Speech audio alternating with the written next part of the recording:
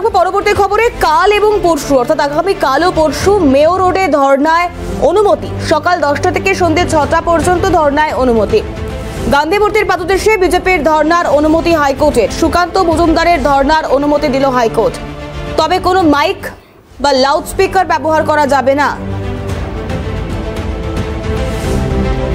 অভিরূপা আমাদের সঙ্গে রয়েছেন টেলিফোন লাইনে। অভিরূপা, কি আপডেট এই বিজেপির ধর্নার অনুমতি নিয়ে?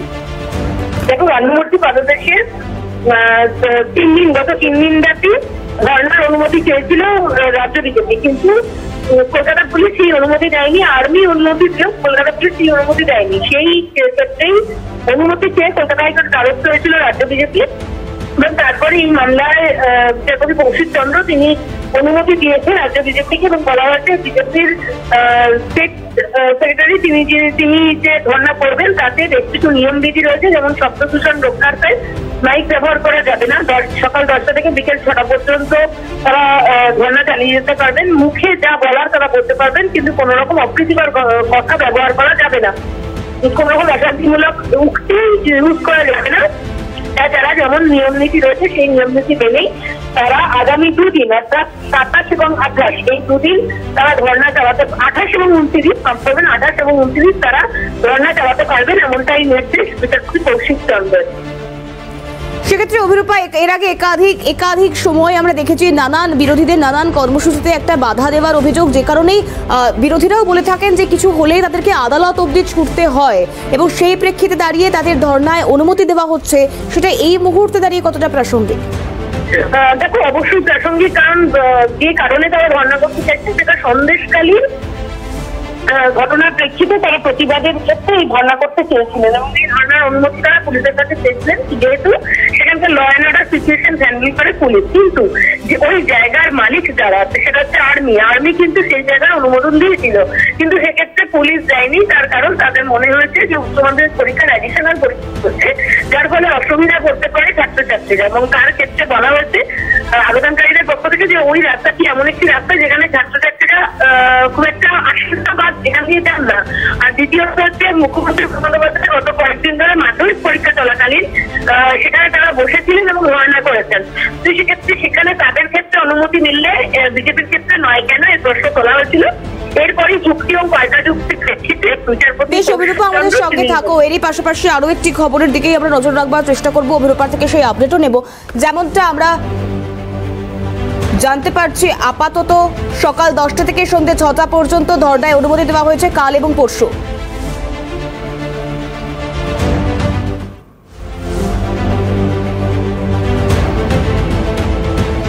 অনুযায়ী লোকাল পুলিশকে একটা ইন্টিমেশন দিতে হয়।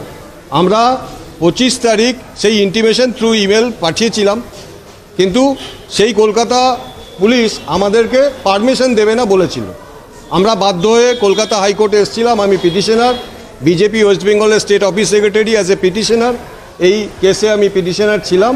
মহামান্য কলকাতা হাইকোর্ট আমাদেরকে পারমিশন দিয়েছেন, এবং যেহেতু 2 দিন চলে গেছে, 27 এবং 28 এই 2 দিন আমরা ওখানে সিটিং ডেমনস্ট্রেশন করব। কিছু শর্ত উনি দিয়েছেন যে আমাদের সাপোর্ট আর 150-র বেশি আমরা রাখবো না, এবং লাউডস্পিকার ইউজ করতে পারবো না, মাইক্রোফোন ইউজ করতে পারবো না। তো সে নিঃসন্দেহে আমরা হাইকোর্টের এই যে অর্ডার, সেই অর্ডারকে আমরা মেনে চলব। আমাদের মূল উদ্দেশ্য ছিল যে সারা দেশে আইপিসি চলে, কিন্তু পশ্চিমবঙ্গে পিসির আইন চলে, আইটাকে বাদ দিয়ে দিয়েছে তারা। এই যে ধর্ণা মঞ্চে, এই ধর্ণা মঞ্চেই ওই জায়গাতেই মাধ্যমিক পরীক্ষা যখন চলছিল, তখন স্বয়ং মুখ্যমন্ত্রী যারা 100 দিনের টাকা চুরি করেছে তাদের জন্য ধর্ণা দিলেন। আর সন্দেশখালিতে যারা নিপীড়িত, অত্যাচারিত, যারা ধর্ষিতা হয়েছেন, তাদের কথা যখন আমরা কলকাতায় বসে শান্তিপূর্ণ ধর্ণা দিতে গেলাম, তখন ওই যে বললাম আইপিসির আইটাকে বাদ দিয়ে পিসির আইন প্রয়োগ করার চেষ্টা করেছেন কলকাতা পুলিশ। কিন্তু আমার মনে হয় কলকাতা হাইকোর্ট আরেকবার থাপ্পড় মেরেছে কলকাতা পুলিশকে, যেটা তাদের রাইটের মধ্যেই পড়ে না, তারা এখানে করতে গেছে। আমরা কলকাতা হাইকোর্টের মাননীয় কৌশিক চন্দ্র বিচারপতির যে রায়, তাকে স্বাগত জানাচ্ছি। কলকাতা হাইকোর্টের যে রায়, সেই রায় মতো আমরা আগামীকাল এবং আগামী পরশু আমরা ডেমনস্ট্রেশন করব। ধর্নাটা তো এমনিতেই করার মতো অনুমতি হওয়া হচ্ছিল, সরকার অনুমতি দেওয়া হচ্ছিল। সরকার অনুমতি দিচ্ছে না বলে বারবার কোর্টে যেতে হচ্ছে। আর স্বাভাবিক আদালত বুঝতে পেরেছেন পশ্চিমবাংলায় সেই গণতান্ত্রিক পরিবেশ নাই, বিরোধীরা তাদের বক্তব্য রাখার সুযোগ পাচ্ছে না, তাই তারা অনুমতি দিচ্ছেন। তো সেই সন্দেশখালী যাওয়ার অনুমতি হোক, সভা করার অনুমতি হোক বা ধর্ণা করার অনুমতি হোক, সবই আদালত থেকে নিতে হচ্ছে। তার মানে এখানকার সরকার হয় ভয় পেয়েছে, নাহলে স্বৈরাচারী মানসিকতার জন্য বিরোধী অধিকারকে হরণ করছে।